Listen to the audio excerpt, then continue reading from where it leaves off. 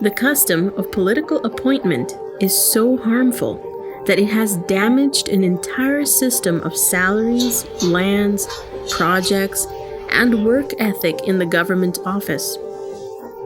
On top of that, it is a major cause of the growth of Aruba's debt and the interest that has to be paid every year. Moreover, it's a major reason why Aruba's budget flaws can hardly be decreased.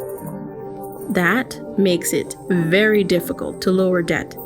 Likewise, no government, better said, no political party, dares to lower personnel costs for fear of electoral consequences, mainly the loss of votes during the elections.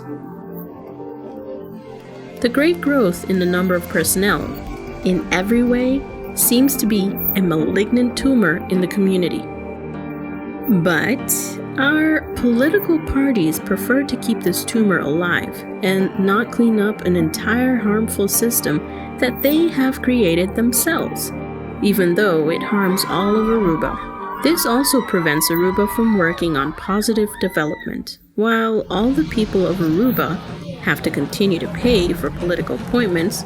There will not be enough money for important issues such as education, infrastructure, security, public health, social care.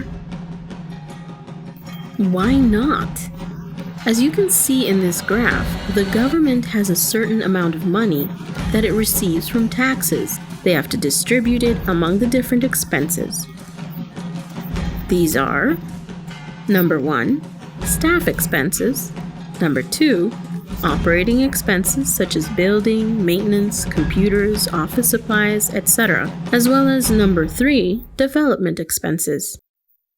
But as the number of personnel increases more and more, less and less money is left for maintenance and other operating expenses, as well as for development.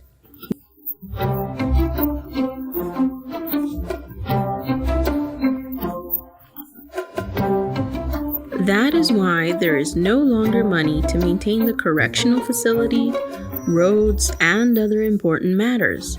Therefore, the development of Aruba comes to a halt.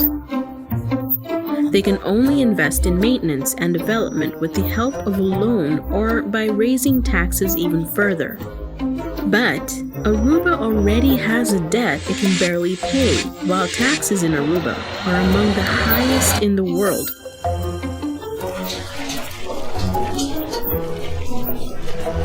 Meanwhile, Aruba needs a lot more money to keep paying the extravagant number of staff. And worst of all, without hiring more staff costs will continue to rise either way, due to automatic increases in the salary of government personnel that happen periodically. In addition, there has been an annual increase for the Dingbashi Premi for 4 years, and every time again indexation is requested to increase their salaries to compensate for the increase in expenses.